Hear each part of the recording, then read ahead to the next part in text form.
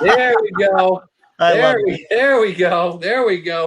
You are back, and we are back in the OT with Rev Ciencio, the king of French fries. I love it. Hey, Rev, I wanted to ask you first question out of the chute. The Rev is that Reverend? Is that kind of a rap thing? I thought maybe it was short for all the revenue that you bring to operators. It's all of these things. It's all of them. When I was 16, I wanted to be a rapper real bad. I tried to pursue that a little bit. I ended up there's this radio show on WDET in Detroit when I was 16, 30 years ago. And it was like one of the very first underground hip hop shows to hit the suburbs. And I used to call in every week and the guy's name was Sean P. It's like, I love your show. And so they liked me so much, they let me call in, and every week I would give the white boy report. So I would talk about the hip hop. I would talk about the hip hop that kids were buying out in the suburbs. So they let me on for 2 minutes, and I talk about whatever rap cassettes people were buying that week. So that was my dip into hip hop. But the I had to write that down. White boy report. A white boy report. I was totally happy about it. My mom was like, "Who are you on the phone with?" Hey, Rev, you had that long cord all the way into your bedroom or something like that. I have a question for you, Rev. Why doesn't Taco Bell serve fries? They do. They had those nacho fries. But it's funny. I was on a podcast the other day with Jennifer Kearns, the CMO of QPOS. Great conversation. And I was talking about how much I love Del Taco, and she's like, "What do you love about Del Taco?" I was like, "Well, first of all, the tacos are great, but duh, of course, French fries go with tacos. Right. Taco Bell hasn't figured this out." Right. Hey, I want to dive into something you talked about earlier. You mentioned the guy you had the contest with on the French fries, and I can't think of his name, but you said he gave you a master class on Instagram.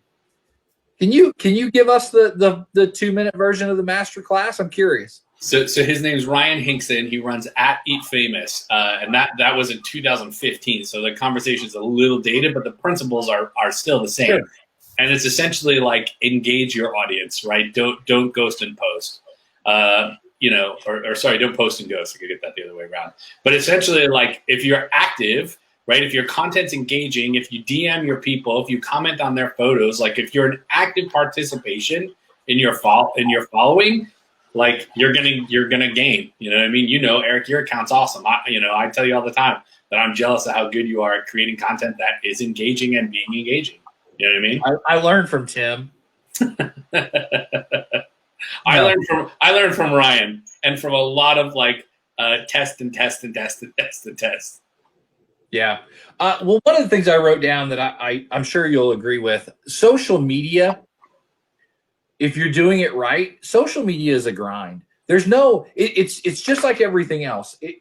I think people want to be this hit big and I got 1 million views and I went viral. But the reality is literally it's part of a process. For us, it's part of a daily process. We do certain things every day. And you talk about engagement, and I look sometimes. I see people in the pizza industry that post content, and it's the same post on Instagram that's on Facebook, that's on the back, that's in Pizza Today magazine, and they check the box and say, "Oh, we do social media."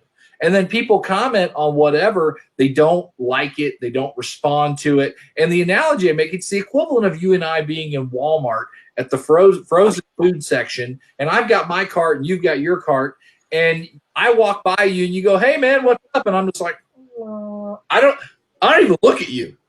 And it's amazing to me. It is social media. If you want to win at it and be relatively successful, it's a daily process. People miss that, right? Yeah, I mean, some people say showing up and being consistent is half the battle, and I would agree to a certain extent. But if you're singing the same song every time you get up there, people get bored. You know what I mean? I actually teach a class on this called the Content Calendar Matrix, where I show restaurant operators, and actually I can show it to anybody, how to create 6 weeks worth of content in about 10 minutes, without repeating yourself. Because we'll talk pizza. If I go follow a restaurant or look at their a pizzeria on Instagram and I see pizza, what makes you any different than any other pizzeria that I've seen. Show me your garlic knots. Show me your pasta. Show me your sandwiches. Also, show me the customer experience. Show me what it's like to work there. Show me you making the food. Show me doing something in your community. Like, show me these other things. Don't just. I don't need more pizza porn in my life. You know what I mean? I've already lost 24 pineapples. So there you go. Well, you know, I had kind of an aha moment a couple of years ago having a conversation with my son, who 24 now, was 22 then, and he was talking about the millennial, his generation, and he said one of the things that they look for on social media, they don't care for scrolling and seeing all the food pictures because they're all the same. Right? I'm not going to post a picture of a pizza that looks like crap at my restaurant. So of course that looks good. But what he said they look for is they look for different stuff. He said it to me once. I never forgot it. I made it my own. He said, I want you to pop the hood and show me the engine. I want to see what the restaurant likes for it before I ever walk in the door. I want to see a bartender. I want to be able to walk in and go, hey, Tim, make me that drink you showed today. They want to see a different view of they want to walk in and feel comfortable, because let's be honest, most of that generation is a bunch of wusses anyway. They walk into a restaurant and feel comfortable and feel like they already understand it. And that was powerful, I thought, when he talked about that. And so restaurant operators, if you're watching this, specifically pizza people that I deal with, that Rev deals with, quit posting a picture of pizza every single day, 3 times a day, because we're bored with it. Right. Change it up. You want to see? You want some behind the scenes? You want to see one of my secrets? Yes. I can share a screen, right? Yeah. Hold on. See okay. Do I add that, or do you guys add that in? Wes can. There he goes. This is my secret. Rev David Ciancio. This is my other account. It's my name. It's my photo. Right. Yep.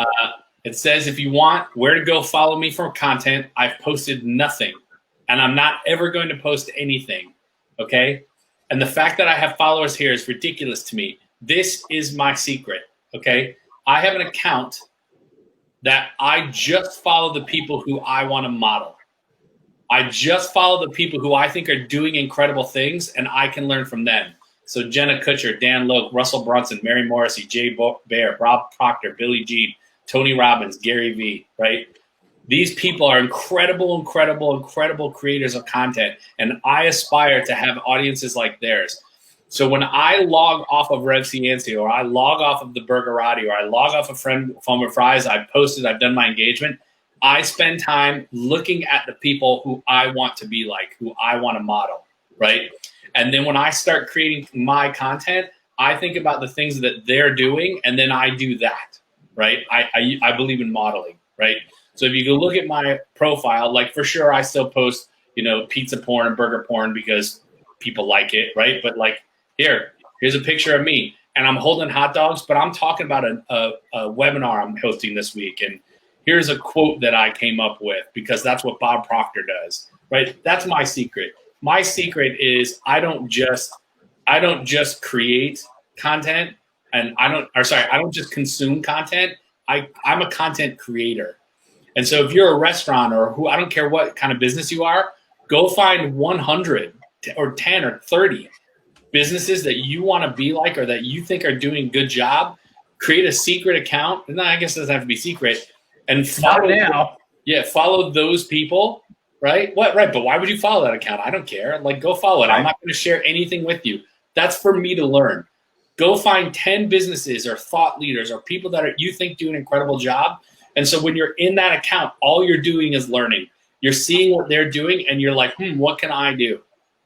That's the highest form of flattery, is to emulate somebody, right? Yeah.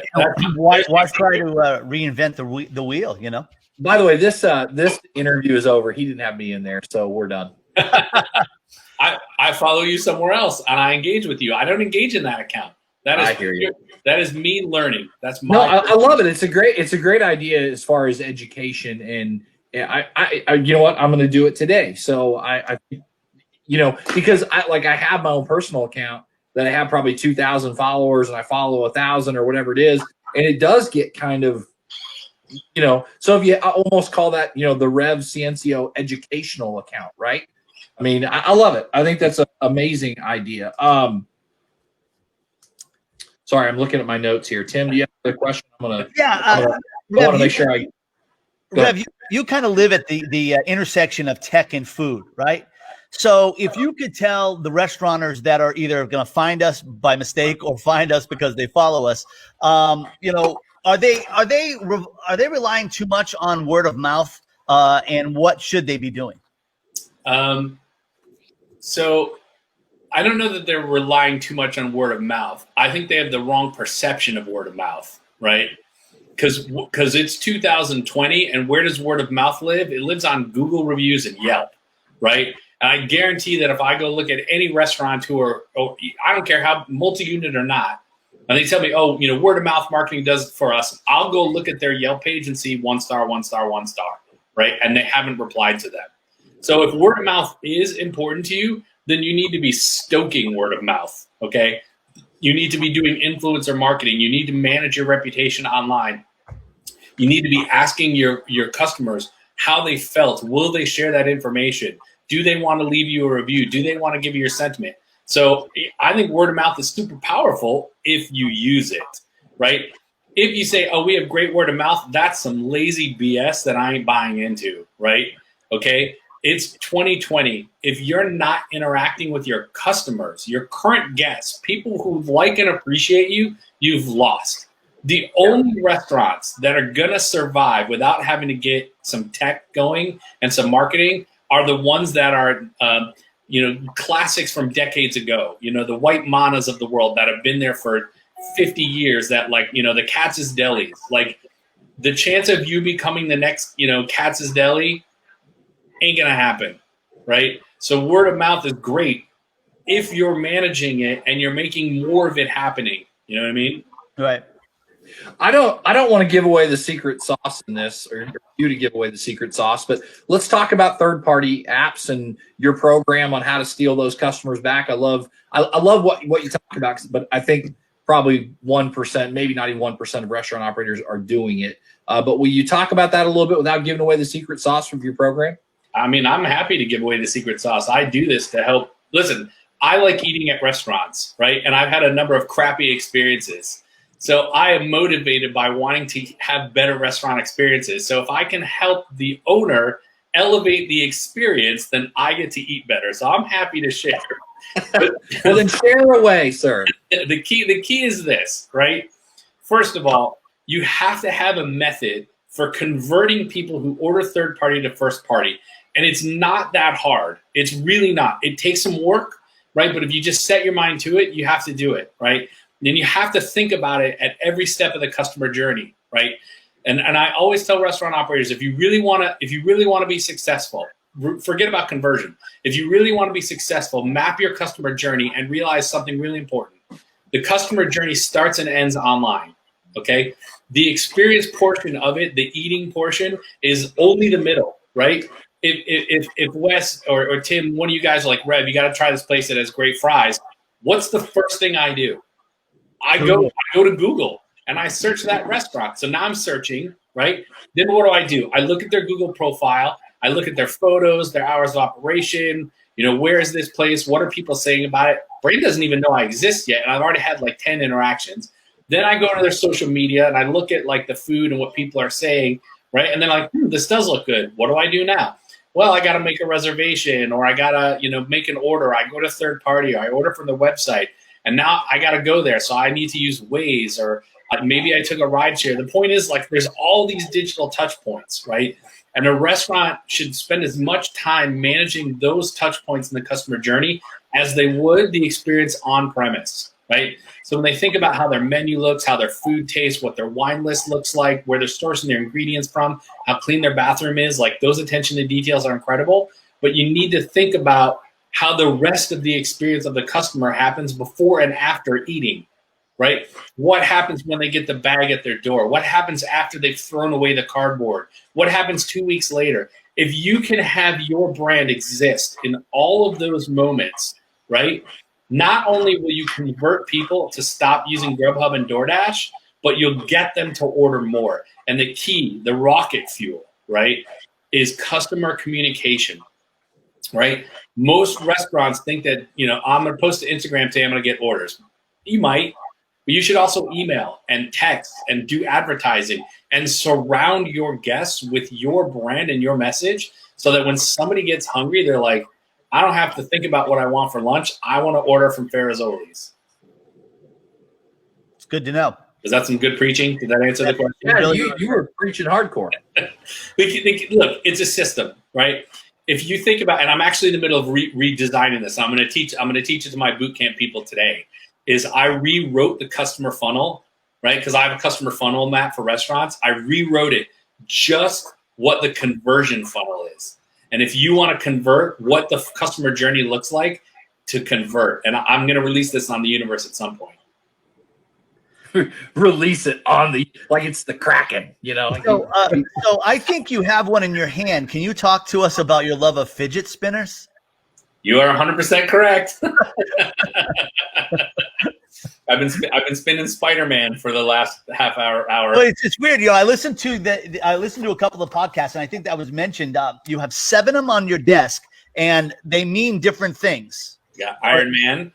You use them for different things. You said, right? This when I need to download from the infinite, like Tony Stark. Like when I'm creating content or I'm trying to learn something, I spin this one. When I'm trying to be super friendly and help people, I spin Spider-Man. When I'm really trying to work through a process, like I'm really in the weeds with something, I bring out the Hulk because he's unstoppable, right? And he can power through anything. When I need to be a leader, I bring out Captain America. Right. This is the benevolent dragon. So when I'm really trying to focus and be helpful to people, that's the benevolent dragon. And then I recently decided, like, I am never going to buy a business card again. Instead, I have branded RevCNCO fidget spinners. I don't know if you can see that. Nice. So I how do we order one of those? Oh, they got to be handed to you. I don't know.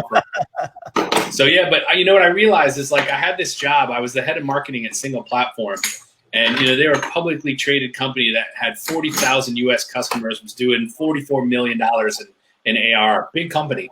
I was the only person in the marketing department, the only person.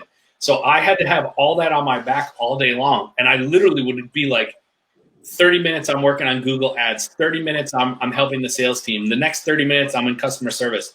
I had so much going on that, like, it was hard to, like, literally switch brains every 30 minutes. And I needed a way to, like, get myself focused. And I was like, I was watching myself try to raise my kid. And we spend so much time teaching kids transition. Like, bedtime takes an hour because, you know, we say goodnight and then we go upstairs and then we get in the bath and we play and then we read a book. And, like, we spend so much time teaching kids transition that, like, I'd lost my transitions. So I was like, oh, I'll transition. I got to go be a friendly guy. Spin. I'm transition. I got to go get some work done. Spin, transition. And so I use them to not only stay, I'm also a real fidgeter. Like, I have my other monitor open. I'll just start doing email in the middle of a call. Like, this keeps my hands busy and it helps me transition. Good. That's awesome. Very cool. Hey, I wanted to ask you regarding somebody I think we both know and love, which is Frank at East Village Pizza. It's my boy. Who does a phenomenal, incredible job at social media, right? I love when he goes live. I love to get on his live and ask him the most random questions. You know, I think one day last week I asked him, do you like a firm mattress or a soft mattress? And he just laughs because I ask him stuff that people don't ask him, right? Which is just funny, and he loves it. But my question for you is, I don't have a good feel for what his business looks like. Does all of that social media love play into his business doing this over the last several years? I mean, do you see that firsthand? Is that real? Yeah, I actually teach a course on Frank. Really? It's called How to Avoid the Gaping Hole in Your Customer Journey. And I'm teaching it tomorrow in the League of Extraordinary Restaurants. And I just put the link in the chat if anybody's interested. But basically, Frank kind of figured it out by brick and brick, right? He basically sort of realized one day that, like, why don't I just go meet my customers where they are, be friendly and entertaining, and it'll make a difference. Oh, sorry, that link is bad. I'm going to fix that. HTTP rev.kids. By the way, I'm a big fan of link shorteners. and I use Rebrandly, and I bought Rev.Gives for $2. So Rebrandly. Cool. Anyway, Rev.Gives/league friend. Go join the League of Extraordinary Restaurants. It's free. I'm teaching a class tomorrow at 11 a.m. and it's literally on Frank's journey. And I wrote the whole thing and I went and put it out live without asking his permission. And he loved it. He loved it. He was like, Rev, this is awesome. I was like, Frank, I think you're smarter than you give yourself credit for. And I want to show people, A, how smart you are. But listen, your story is a great lesson for how to get engagement, and not just get engagement, but how to drive business, right?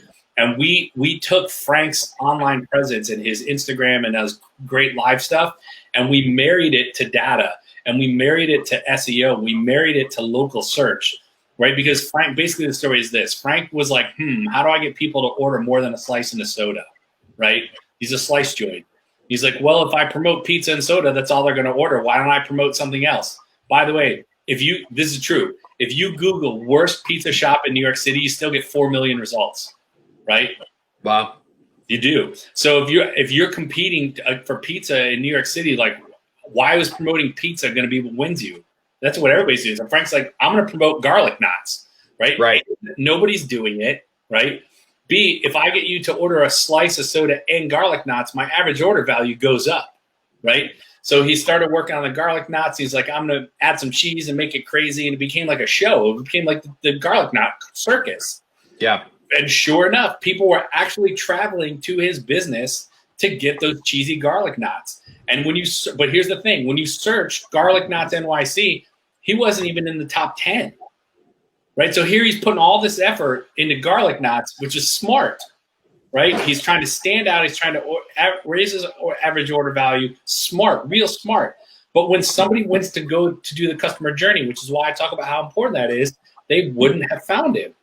Right. So we got him hooked up with some software, and we started managing his menu online. We started managing Google and Yelp and Bing and Yahoo and Foursquare and TripAdvisor, blah, blah, blah. And within 1 week, if you search best garlic knots East Village, which East Village is in the name of his business, he was #1, right? Yeah.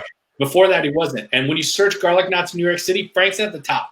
So we took his idea, his creativity, his customers, married it with some marketing and some data, and it crushed. Then he does the double stack pizza. I was just going to ask, is that if you guys haven't seen this double stack pizza, you got to check it out. So I think it's pepperoni on top, but he does, isn't it buffalo chicken in the middle or something? That's the one. You can order it any way you want. It is insane. But the one that most people get is buffalo chicken on the inside and pepperoni on top. It is absolutely insane. What does he charge? What does he charge for that? By the way, do you know? It might be $30 or $40. But the money shot is what you were just getting ready to do. Go ahead it's literally 2 pizzas, one stacked on top of another, and he bakes them. So basically, on the inside, there's one ingredient. Buffalo chicken is the way to go. And when he opens it up, like, you just see this, like, it looks like almost like a shark's mouth with all this cheese teeth. It's awesome. And he does a great job of having influencers over. He feeds. I mean, he just, lately his thing has been, he pulls a pizza out of the oven on the pizza peel and he throws it in the air and catches it when it comes down. But he shows, the beautiful part is he shows the one he doesn't catch either. Also, that hits the floor, hits the box, and one of the things I love about him. I was at the Slice Pizza conference a year ago in October, and he was there. It was him. It was Anthony Falco. Bruce Irving was there hosting, a couple other people. And he was so humble about what he does, but he's so good at it. And I think he knows he's good at it, but just being humble about it is really cool. And but here's a guy that's got 350,000 followers on his pizza shop, and that has to equate to business. And he is absolutely incredible. Wes and Tim, if you guys haven't seen, you got to go check out East Village Pizza because I will. It's insane. Yeah, he got to a point where, Instagram doesn't just generate local traffic for him. It generates, not in a pandemic, but travelers, right? People who are in the like, oh, New York City, you got to try East Village. And people just want to be a part of the sensation, right? They obviously want to try the food, but they want a picture with Frank. They want to pull the cheese on those garlic knots. They want a picture that, like, it's become a thing now. Yeah, that's cool. Well, guys, we're going to wrap this up. Wes, you got any questions? You've been quiet today. No, I have been quiet. Rev, I got to tell you, brother, this has been an absolute masterclass on marketing, and I will make sure that I let people know that this is not just food. It is definitely marketing. One of the best guests we've had for it. I'm super so thank grateful. you very much. Listen, I'm here to help, and I'm grateful for the opportunity. So thank you for saying that's really nice stuff. And anybody that's watching this today, I put my screen name in there. DM me, shoot me a question. I'm here to help. I'm grateful for it. Wes, I just want to point out how dark Rev's mustache and beard are. It's been a while since you've been, back in black. So maybe it's due for Christmas. Do you want to know another secret? Uh-oh, here we go. More Rev knowledge. I dye my beard. Well, Rev, Wes does too. So there was one day like he was total gray, and then the next week I'm like, whoa, what happened? Where's Wes? What did you do with Wes? Yeah, who is this guy? So, great. Here's what I can't figure. Right, like my hair is jet black. Right, I'm missing some up here, but it's jet black. Right, it's jet black. And my beard my goatee will stay black except for like 2 spots here, and then this goes completely white. And I'm like, I look worse than Kareem Abdul-Jabbar when he was going bald and had like Oreo cookies and I was like, I don't want to do that. I'm just gonna color my beard. So every 2 weeks or 3 weeks, I put a little stuff in there. And today, I actually did it this morning. So. I have one more question. Rev, do you work with restaurants out of your area or all over the place, or are you just to that area? Oh, for sure. Anywhere. I got a customer in San Antonio. I'm working with a multi-loc in San Fran, and literally anywhere. Cool. Good to know. I want to wrap this up by coming back full circle. And I don't know if you can remember and drop all the knowledge that you hit us with right when you came on. 1984, cheese goes on. Can you hit us with that one more time? Because it was you were ready. So you had 5 things. Yeah. Oh, you want me to do it again? Monkey dance, do your trick again. So, all right, number 1, Little Nicky is the best Sandler flick ever, full stop. Okay. Number 2, Stevie Nicks and Bob Dylan sold out long before we ever heard their names. Okay. Number 3, 1984 was the best year in baseball history. And if you don't know who that is, it's the Detroit Tigers. Okay. I tell people that I'm a Yankees fan every day of the year, unless they're playing the Tigers. That allows me to live in a house with a wife who's a Yankees fan. Number 4, the best way to market is to have your happiest customers do it for you. And that means reviews, case studies, and testimonials, because they will drive your business like nothing else. And number 5, most importantly, is that cheese belongs under the burger patty for 2 important reasons. Number 1, if you like cheese, put the taste closer to your tongue, right? And number 2, the real reason is that it protects bun integrity. It captures like all those juices and keeps them sealed in against the patty without ruining your bun. That's gold. That's like gold. Internet. That's life gold right there. We're gonna clip that out and do that as a social post. Cheese is the perfect crust liner. Yeah, I should just do a webinar on those 5 things. 5 ways to master life. What were you gonna say? I said cheese is the equivalent of the liner that you sell. So no kidding. just all about goodness. Well, fellas, this has been fun. Rev, thank you so much. I appreciate everything you do, and you are just amazing. And I was, the first time I talked to you, I was really intimidated, and I don't even know why. Now it's like you're just like a big friggin' teddy bear. Well, medium-sized teddy bear. When we did the Instagram live thing. Yes, that was totally fun. That was totally fun. I walked over to Fair. You know what? Matt Ferrazzoli should give me a piece of this business. I talk about him probably more than his wife. Yeah, there you go. The last thing I want to leave you with, and I thought about this during the live, but I didn't say it, but if you guys look where Rev's at, he's literally from the window to the wall. If you get that reference, you know what I'm talking about. The only reason that I do this angle is because this room's kind of messy, like over here. And so if I put the camera on my main monitor, you see what a mess our room is. But like in this one shot, it just kind of looks like it's kind of clean. You are marketing all the time, man. That's awesome. I love it. Guys, thank you. It's been fun. We'll post this on Friday. And Rev, have a great day. Wes, you are number 1 in my book. Tim, you're amazing. Guys, have a great day. Be incredible. All right. Have a great day today. Thank you.